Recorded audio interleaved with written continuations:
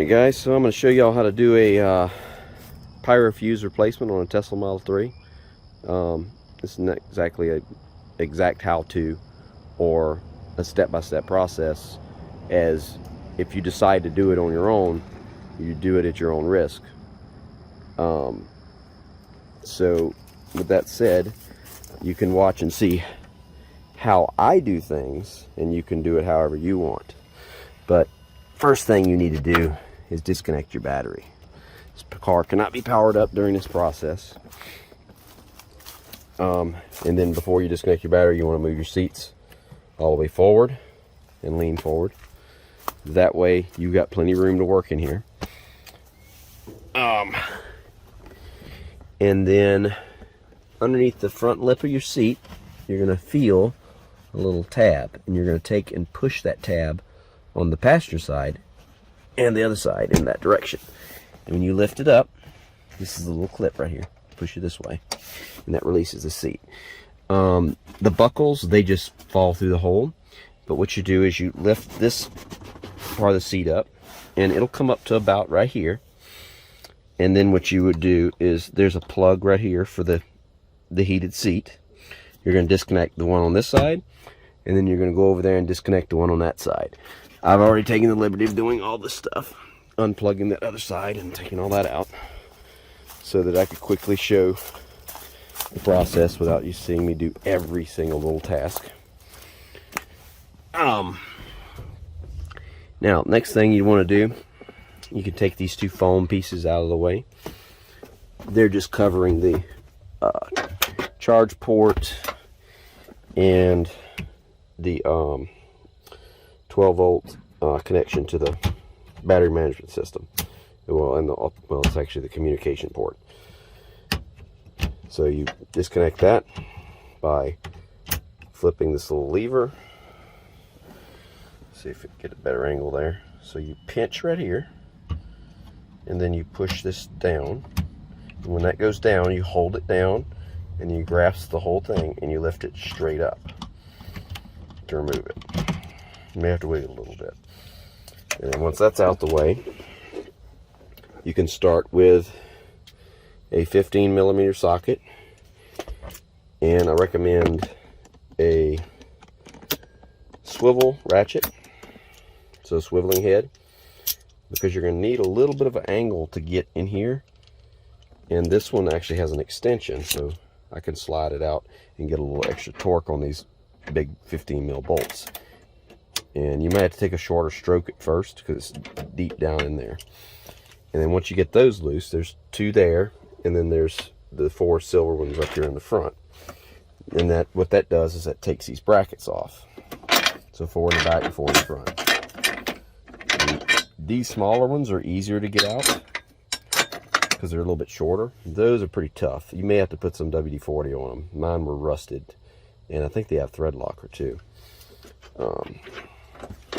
So yeah, you'll just take these little arms or beams and set those to the side.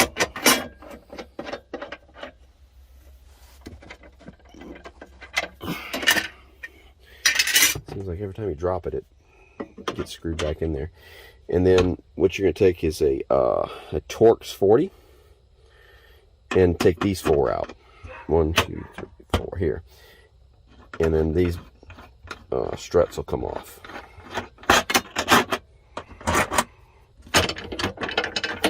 Actually, you got to remove them completely for it to come off.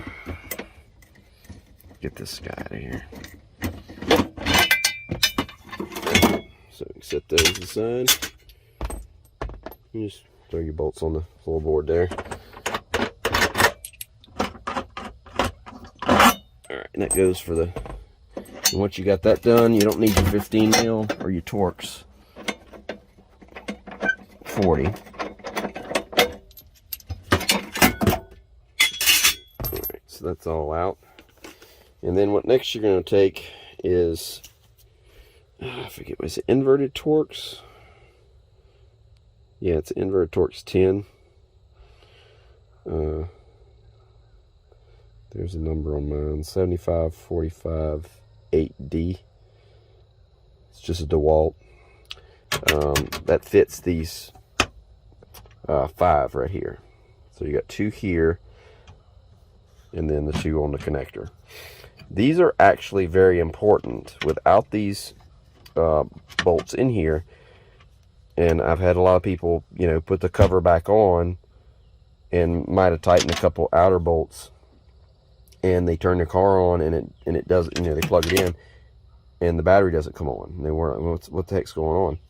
The biggest reason for that is because these are actually interlock connections. So there's a connection between this bolt hole and this bolt hole, and I'm pretty sure between this one and this one. So if you don't have these connected, the car realizes there's not an electrical connection between these 2 bolts. That means this cover's not on. Because if you just put the bolts in there, it doesn't work. It has to be electrically connected through the cover. And it's a safety feature. So if for some reason this was still plugged in and you somehow manage to get the cover off or try to stick your hand in there, it's going to disconnect. So it makes it safe. And then the final thing you need is this little gadget here. It's a Torx Plus T. It's a 10 EPR. So it's a 5 lobe Torx there. And that one is for these outers. What I suggest is like a little adapter and use an impact like this one. And that way, when you got to get to these hard to reach ones, it's no problem. It goes right down in there. I mean, obviously these are going to be easy, but you know, be careful. Don't drop the socket down the side, because then you're going to have to fish it out. But once you have all those off, now's when the fun starts. So you're going to want to definitely get you some gloves for safety, you know, before you take the cover off. So let me get these gloves on here.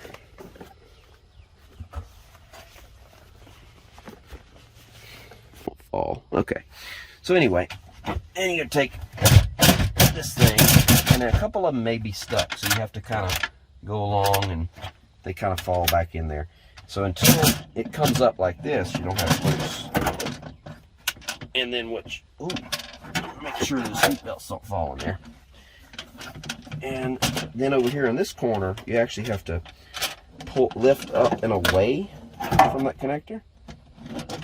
Okay, and then once you have that off, you can take it out. And you will get a very strong smell of like a gunpowder smell. And that is from the Pyro fuse blowing.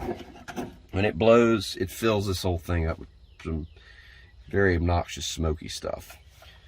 So, you know, you don't really want to be fooling with nothing in here. You don't want to be touching on anything. You definitely don't want to be dropping any tools. So make sure all this stuff is back out the way. Having a metal bracket fall down in there and short out is not going to be a very fun day. So I'm going to go set this cover to the side. Okay, so when you go to replace your Pyro fuse, you're going to want to be on this side because you're a little bit closer. And you want to make sure your orientation is correct. So you see the little T symbol here and the little vent on this side. So he's going to go like that. So what you need is a insulated T-handle. And I insulated it even more by adding a little tape around it. And I forget what size this is. Dang it. I think it might be a 1/2 inch. Pretty sure it's 1/2 inch or is it 13 mil? It's 1/2 inch or 13 mil. I'll let you know after. But anyway, I actually have a cheat sheet here. And what I do is I take this little 3D printed cover. It's like a safety cover for me. And I set it over that fuse. By doing that, if I was to loosen one of these bolts and I go to pick up and they fall out and it falls down in here and shorts out on something, it's not going to be very fun. So by having that, I can take the fuse and I can just lift it out. And I'll demonstrate that. So it's very crucial you have an insulated handle. and definitely insulated down there, because if you touch this and something's shorted, you just created a direct short with this case of the battery pack in the car's frame. And yay. So just gently loosen it up. And I'm kind of just kneeling on the edge here. And then once it's completely loose, you'll feel it pop. And then, just leave it down in there.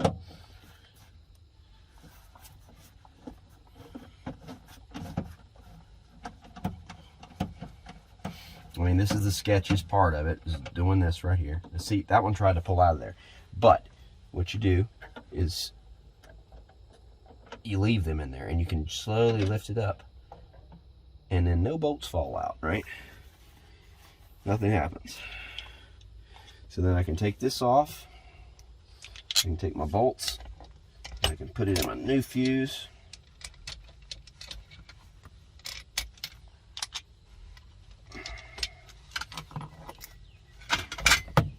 Now, if you happen to do this at night, which I did one time, this is the fourth one I've done, you will see a spark. And what happens is, don't be alarmed, all you're doing is creating a connection between the two modules on either side. The Pyro fuse separates those two modules, so it limits it down to the 100 volts and 100 volts, which is 200 volts on this side, 200 volts on that side. By doing that, the BMS has been disconnected. The BMS is wired directly to the battery. So when you put the Pyro fuse back in, you're creating that connection, and the BMS comes alive. And when that happens, those capacitors probably are charging up, and you're seeing that inrush spark. I don't think it's going to happen here, but this is, oh, yeah, put this on there, because if you're pushing it down in there and one of those bolts pop out, at least you got a safety net. See what happens. Yep, I heard a little pip. Just a little pop. Just a light little pop. And then, hold it down with one hand and get those bolts started with the other. And you can just twist your little handle like this till you get that one snug. And then get that one snug. And obviously, if for some reason, an arc occurred and you just throw that thing out of the way, as quickly as possible. I'm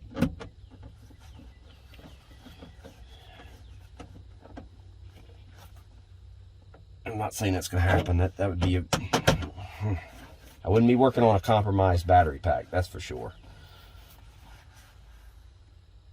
All right, and then you just get them pretty snug. I think it's like 40 inch-pounds or something. It's not very hard. I mean, this is not an engine block. We're tightening some head bolts on. So that's it. Do that. Get the cover, put it back on. That's why I wanted to do this. That way y'all see it firsthand. All in one motion.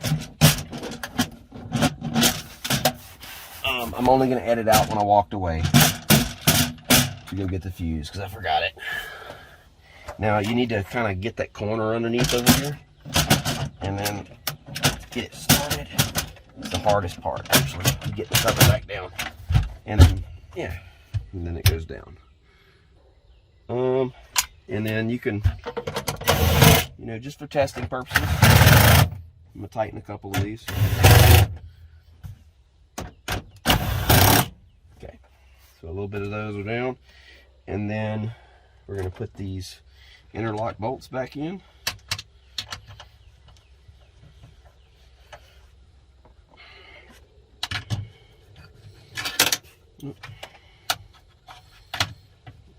Almost need to get an impact for those too. It's really hard to do it with the gloves on. Okay, and then get all these in there. For some reason, some of these had washers on them. I think it was, yeah, that one, and which is goofy because they don't electrically isolate that way. Alright, so that, tighten that up.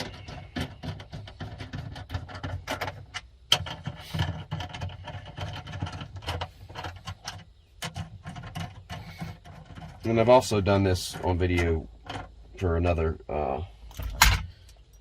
car I was working on, Miss Carrie, and so you could watch that if you need to.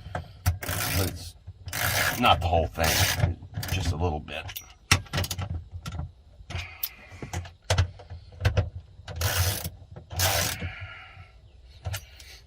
So let's see.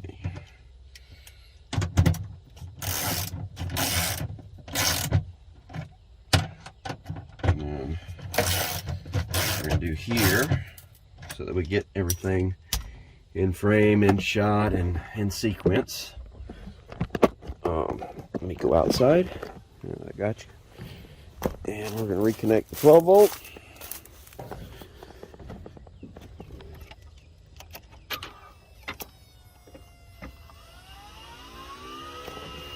Okay. The car's going to boot up.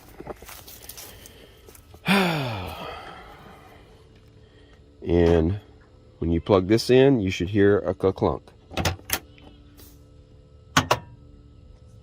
Battery's on.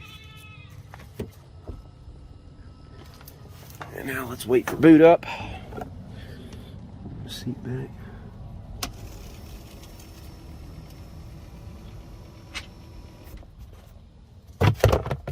Okay.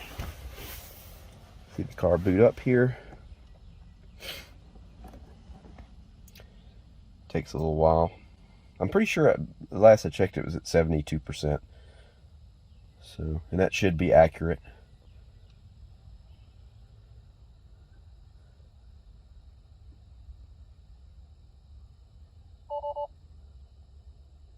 Okay, we got lights going on and off. I don't know what's going on here.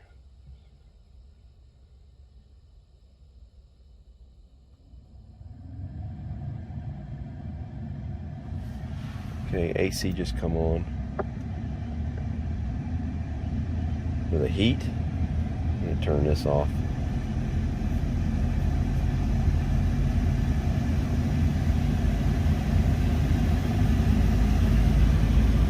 Yeah.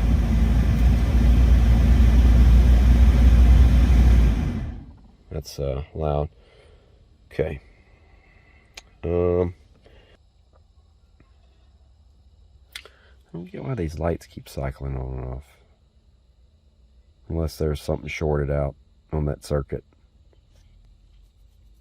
Maybe that has to do with like the trunk lighting.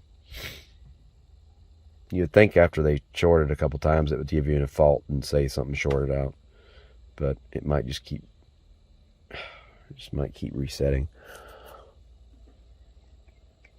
And the reason being is, if you want to see out here the damage, I would think there's some trunk damage. You know, this is what I don't like. It's a wonder this didn't short out and try to catch on fire. But anyway, so to disable your battery, you know, while you're working on it, obviously, you just take your connector and it disconnects. And battery's off. So that's it. That's how you replace the Pyro fuse. Oh, I'm sorry. That's how I replace the Pyro fuse. To each is their own, at your own risk.